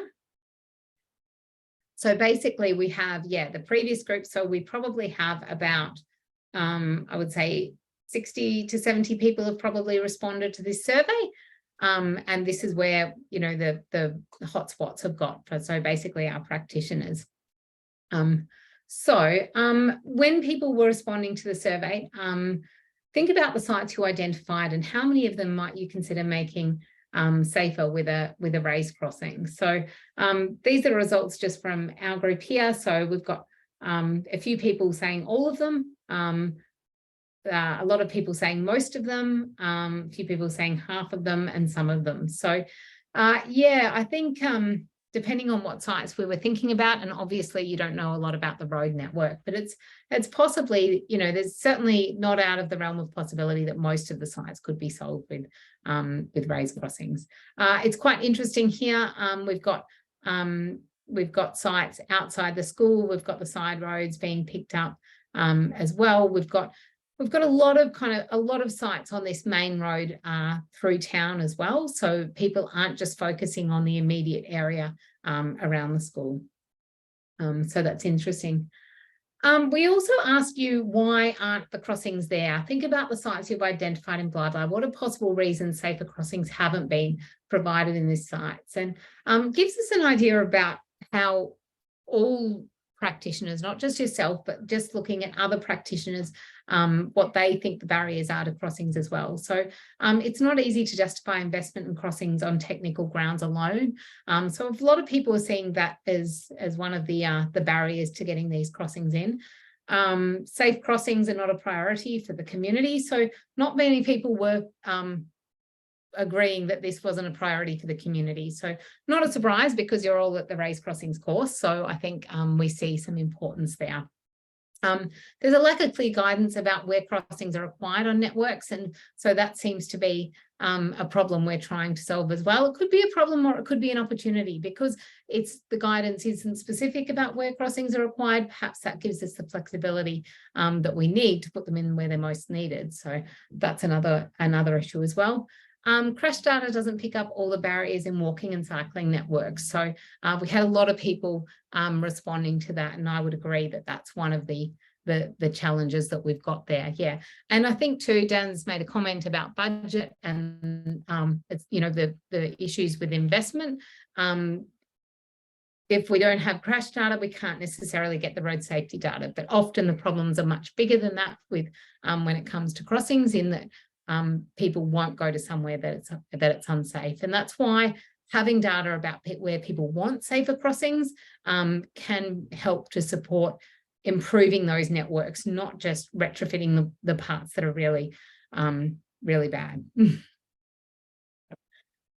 So just having a look at this, I did show you that before, so it's probably pretty obvious, but practitioner versus the community. So which one's the practitioner one, left or right? If you just use the chat, and any observations about that and whether you'd expect that.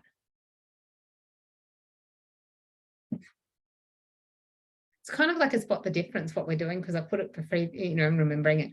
So well, that's good. We've got a mix, actually. We've got a mix, yeah. Yep. Okay. So it's actually the practitioner one is the one on the right.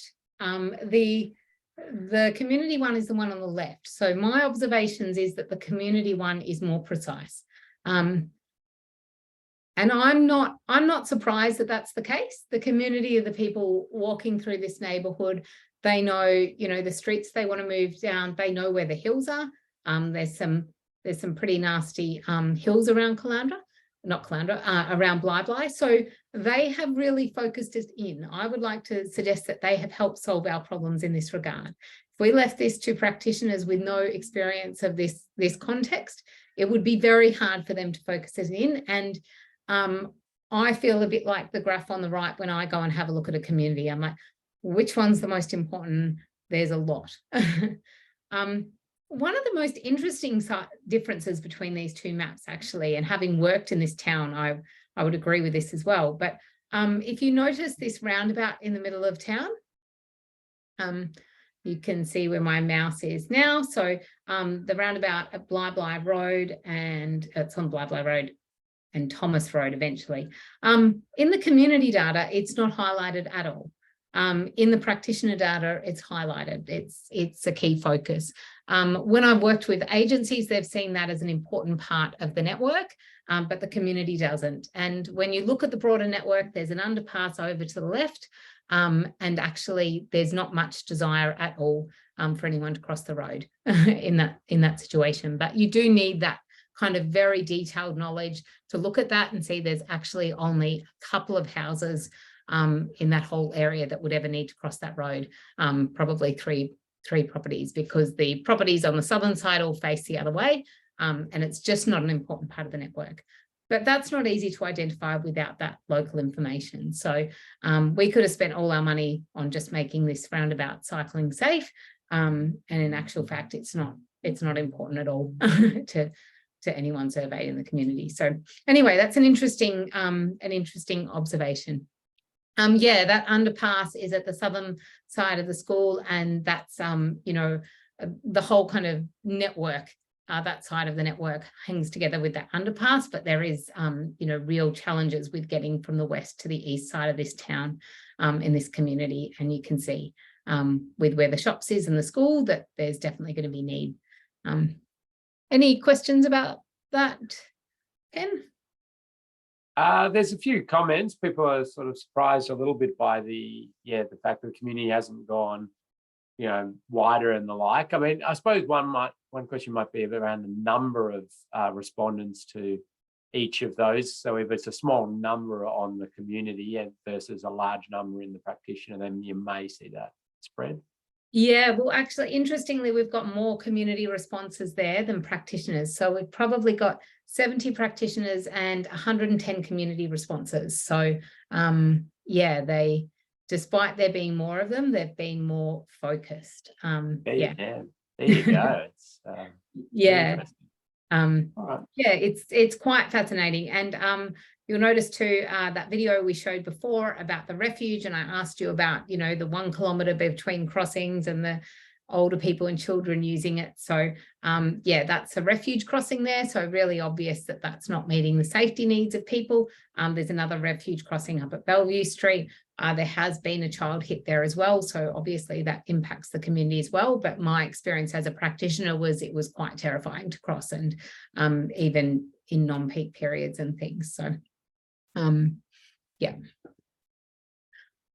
Okay, so yep, community and then practitioners. So just going back through that process, that's hopefully summarizes that process. We've just kind of really gone through that first part, which is what the where part is about, but the next part is really about defining and prioritizing. But often with these heat maps, it is easy to kind of bed down on what one's the important priorities.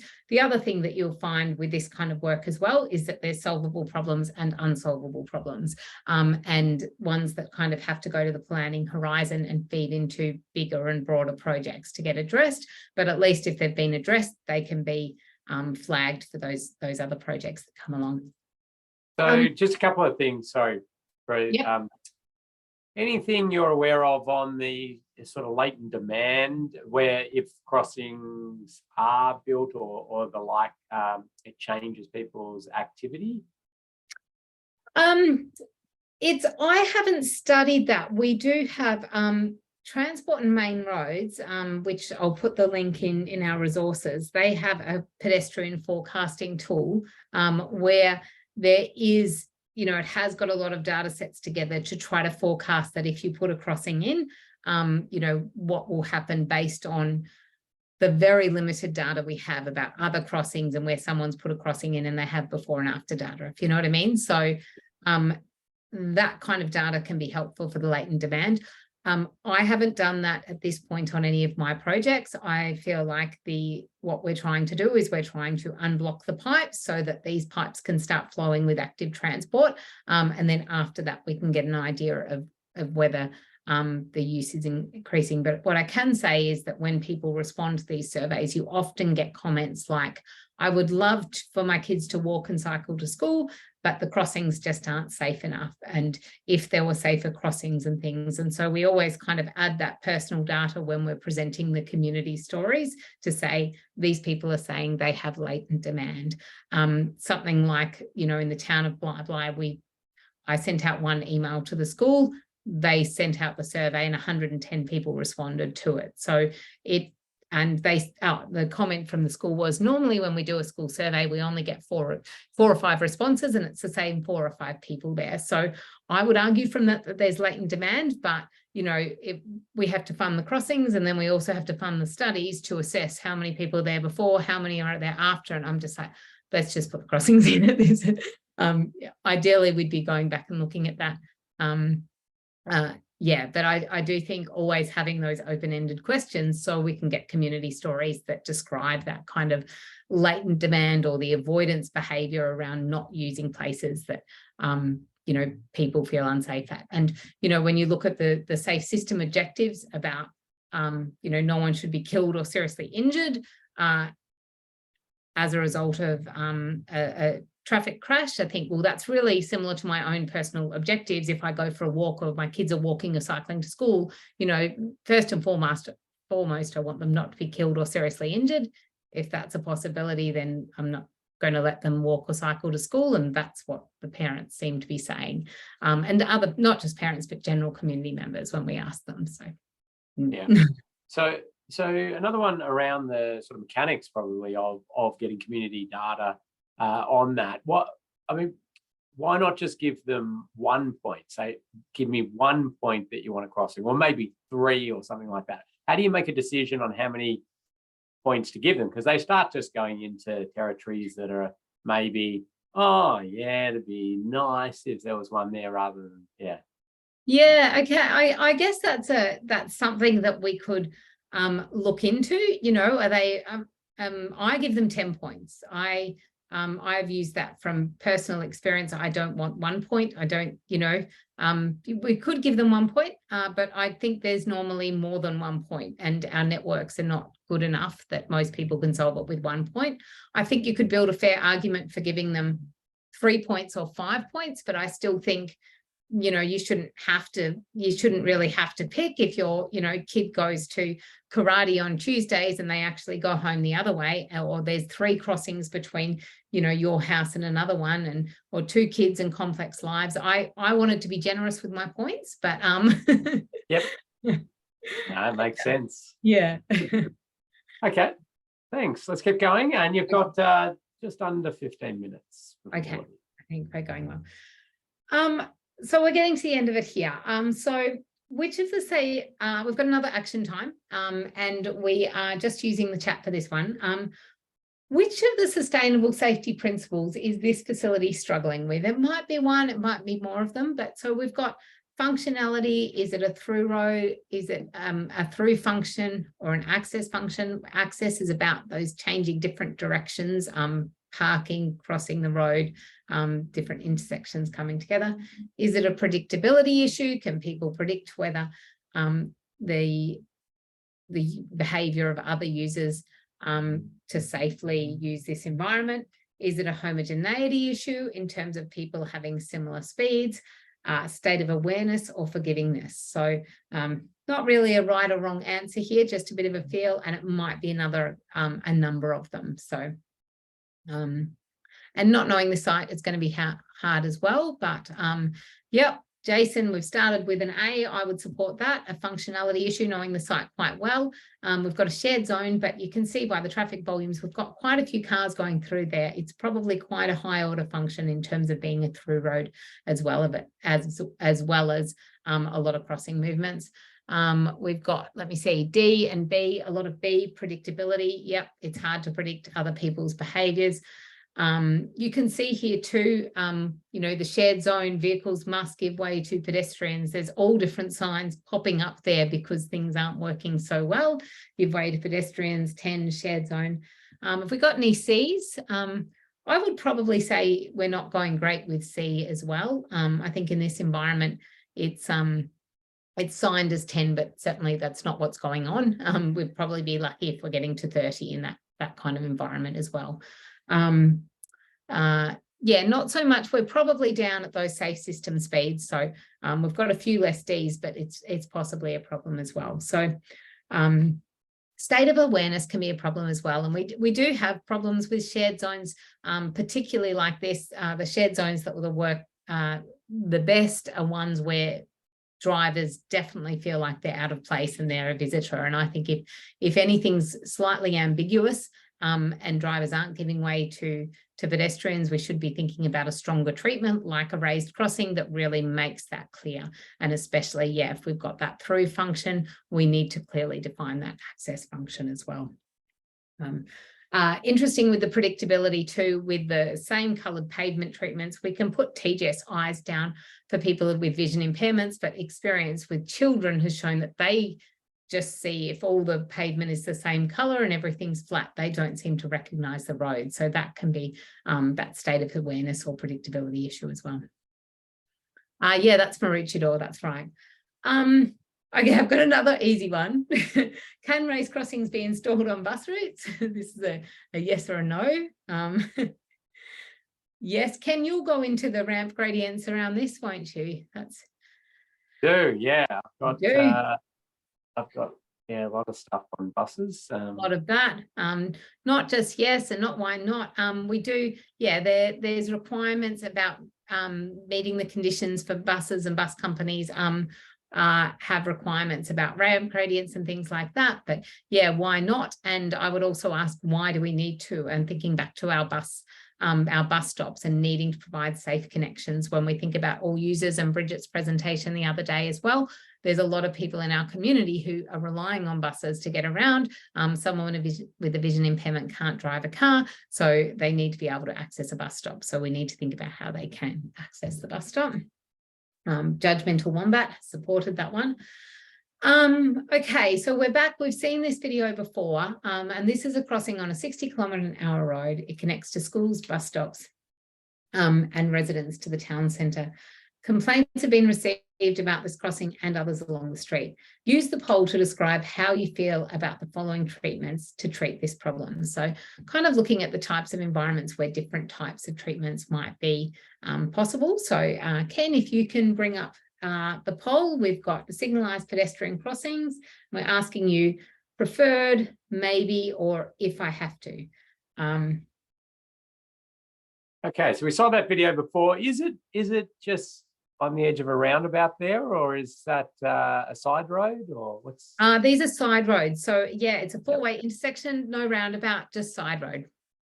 Okay, and so let's see if the polls come up for you there. You'll see signalised. Yeah, you'll see exactly what's in that table as your preferred, maybe if I have to, of some different treatment options.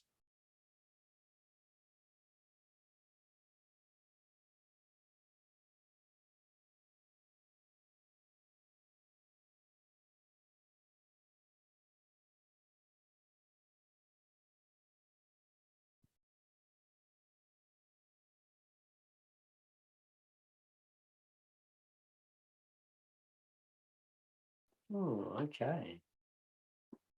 Well, you've divided the group, and I'm pretty sure everybody is saying, well, I want to go out there and look at it and investigate it and have more data and get an understanding of movement in place categorization and all sorts of information in the development and planning of this. But I think we're getting a good feel from people. So I'll give it a couple of seconds before we close it off. I think people are still scratching their head there. Yep, fair enough. I'm keen to get your responses to this too, Ken. I'm in the give me more info. Get me on site. I have to come and visit and and get out there.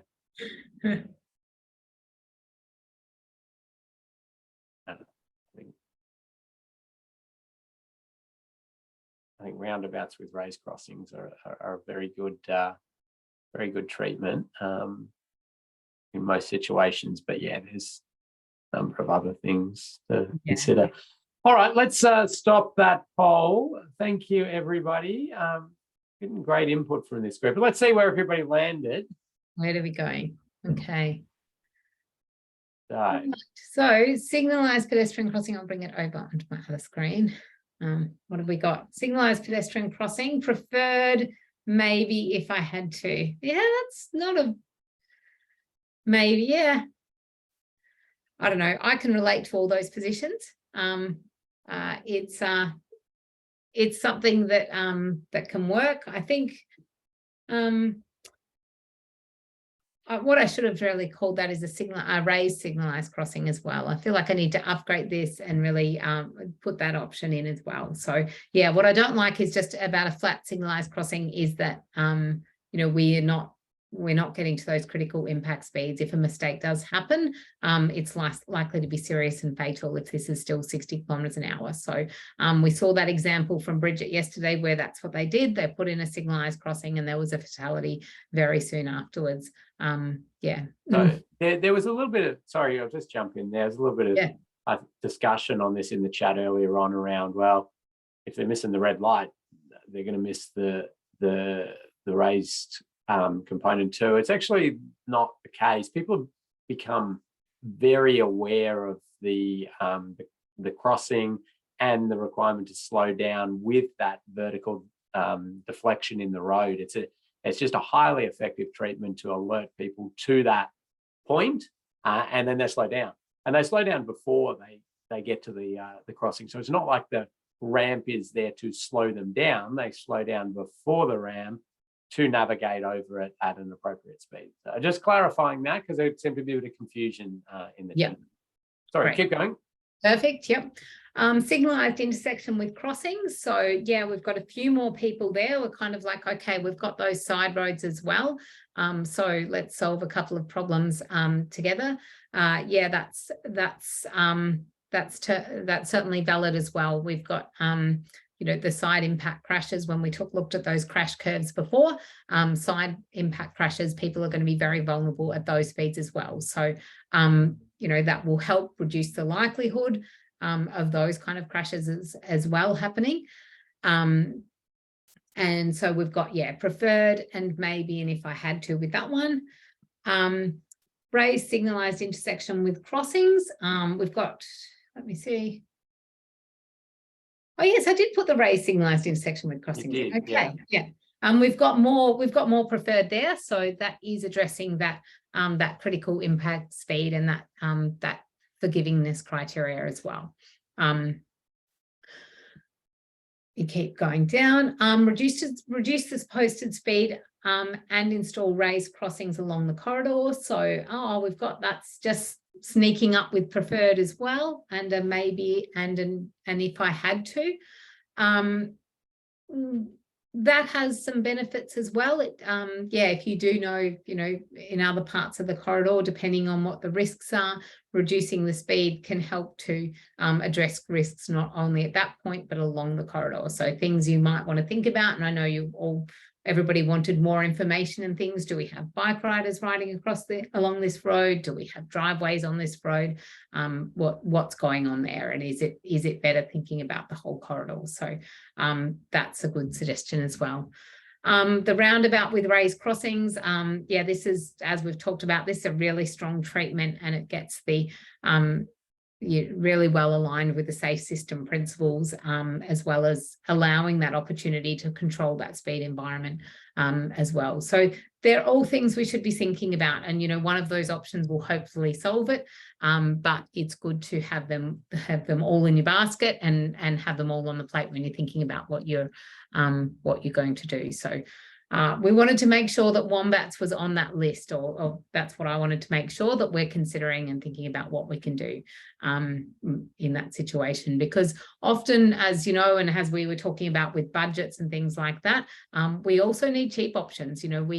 Often towns have huge deficiencies, and having options that are financially feasible is something that might be the difference between an untreated site and a treated site as well. So it might not be the best option, but it might be the feasible one. So great. And I think 2 minutes left. Sorry. 2 minutes there. Half left. So we can wrap up very quickly. Summary on the where to install raised crossings. So we're just going back to our map now. So right at the start we were talking about, and I got rid of the top one here. So it's just, what is a raised crossing, the regulatory signs and line marking, and that speed control. Where are we now? Having a look at what other practitioners thought where we might need crossings and where there was risk. What we think about in greenfield sites and the need for a lot of connection to allow people to walk and ride around their towns. We went through the 5 sustainable safety criteria. So the raised crossing guideline from TMR is a nice simple explanation of that as well that you can go back to. Brownfield, we talk about those different methodologies for prioritising where we want to look at in towns. we went through our rules about where and how we can make the most of the rules about where, our blah case study, and a summary. So I don't think we have much time for questions, but I will say too that I have put in the resources for this one a summary page, which is just an A3 document, because I know we went through a lot, and that's kind of like your cheat sheet of what we covered today and what I think might be the most useful for referring back to it. So that's how I'm trying to bring it together. Amazing, Prue. Well done. And I'll just say for our session next week, I will be covering off ramp grade sight lines. I'll be covering off some drainage considerations, a bit more on positioning around roundabouts and those sort of things, signs and lines. And so, yeah, I'm excited to get into that. Thank you, Prue. Wonderful job as usual. Hit the absolute nail on the head in terms of timing too, because it just ticked over 2 o'clock. So thanks, everybody. Look forward to seeing you on Friday. Thank you, everyone.